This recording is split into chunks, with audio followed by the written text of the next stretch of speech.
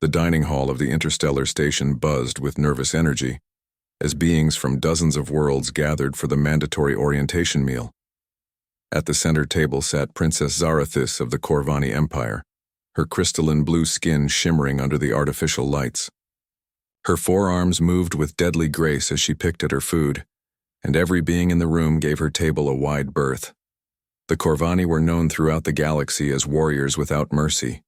Their empire had conquered 17 star systems in the past century, and their royal family was feared above all others. Princess Zarathis had personally led 3 successful campaigns against rebel worlds, earning her the title, the Void Reaper, among her enemies. Every species represented in that hall knew better than to approach uninvited. The tall, mantis-like Rektar kept their compound eyes fixed firmly on their plates. The slug-like Malari actually left slime trails in their haste to move away from her vicinity.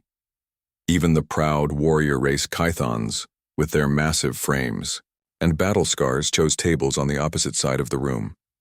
Then Amy walked in. The human engineer surveyed the crowded dining hall with tired eyes. She had been working double shifts to repair the station's failing life support systems, and all she wanted was a quiet place to eat her meal.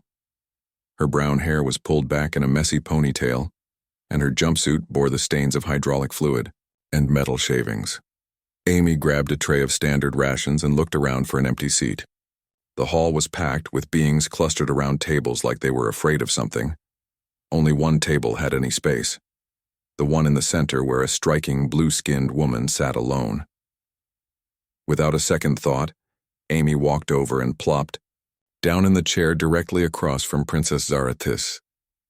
A collective gasp echoed through the dining hall. Conversations died mid-sentence. The Rektar actually stopped eating, which was unprecedented. Several beings near the exits began to slowly move toward them, clearly expecting violence. Princess Zarathis looked up from her meal, her violet eyes meeting Amy's brown ones.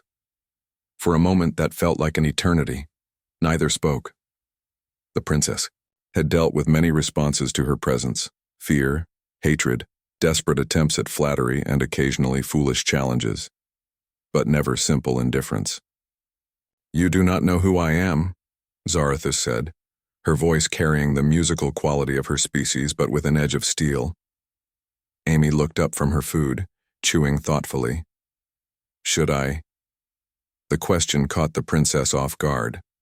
In all her travels across the galaxy, no one had ever responded with such casual disinterest. "I am Princess Zarathis of the Corvani Empire." "Amy Chen," the human replied, extending her hand in the strange human greeting ritual. "Engineer, second class." "Nice to meet you." Zarathis stared at the offered hand. In Corvani culture, reaching toward royalty uninvited was punishable by death. Yet something about this human's complete lack of fear intrigued her. Slowly, she extended one of her 4 arms and grasped Amy's hand. The moment their skin touched, Amy felt a strange tingling sensation. The princess's hand was surprisingly warm, and her grip was gentle despite the obvious strength in her fingers. "You are not afraid," Zarathis observed. Amy shrugged. "Should I be?" "Most beings are. I have conquered worlds, led armies, destroyed entire fleets." "That's nice," Amy said, taking another bite. "I fix air recycling systems and gravity generators. Different skill sets." For the first time in decades, Princess Zarathis found herself genuinely curious about another being. This human showed no signs of the usual responses: no trembling, no stammering attempts at formal address, no desperate attempts to flee or fight. "Why did you sit here when all others avoid my presence?" Amy glanced around the room, noticing for the first time how empty the surrounding tables were. "Oh, that! I figured you probably just wanted to eat in peace like everyone else. Plus, this table has the best lighting for reading technical manuals." She pulled out a small datapad and began scrolling through schematics while she ate. "Princess."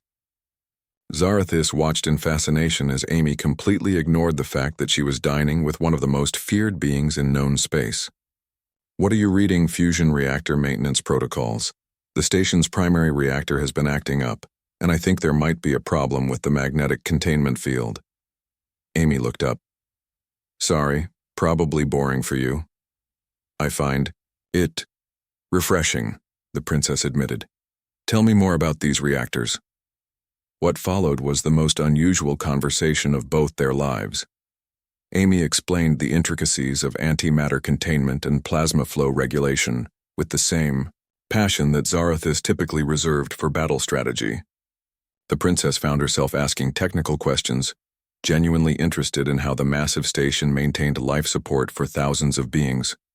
Around them, the dining hall slowly returned to normal as it became clear that no violence would erupt. Still, many beings continued to glance nervously at their table, unable to believe what they were witnessing. You speak of these systems as if they were living things, Zarathus observed. In a way, they are, Amy replied.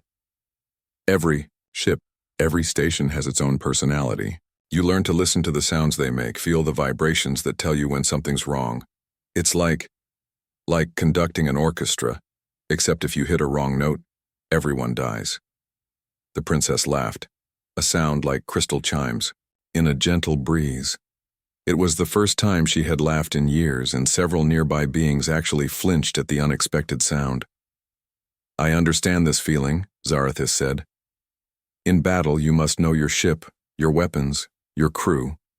Everything must work in harmony or all is lost. They continued talking as they finished their meals, discussing everything from interstellar engine design to the logistics of feeding a space station. Amy learned that despite her fearsome reputation, the princess was incredibly intelligent and had a deep understanding of complex systems. Only hers were focused on conquest and warfare rather than construction and repair. When Amy finally stood to leave, she paused. Same time tomorrow? Princess Zarathus blinked in surprise. You wish to dine with me again? Sure, if you don't mind. It's nice to have someone to talk to who actually understands technical stuff. Most people's eyes glaze over when I start talking about power coupling efficiency.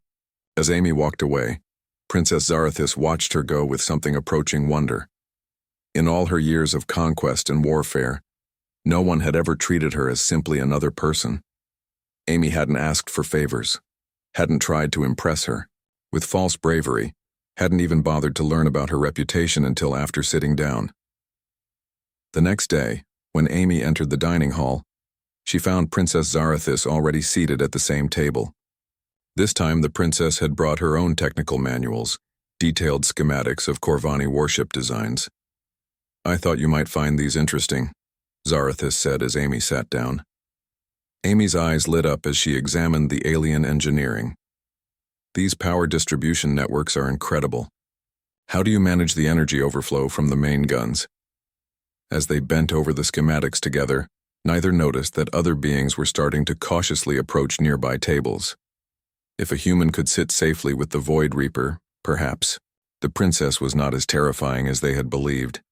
What neither Amy nor Princess Zarathus realized was that their simple friendship would eventually change the course of galactic history. But that day they were simply two engineers sharing their love of complex systems and elegant solutions, proving that sometimes the most powerful connections are the ones that begin with someone brave enough to take a seat.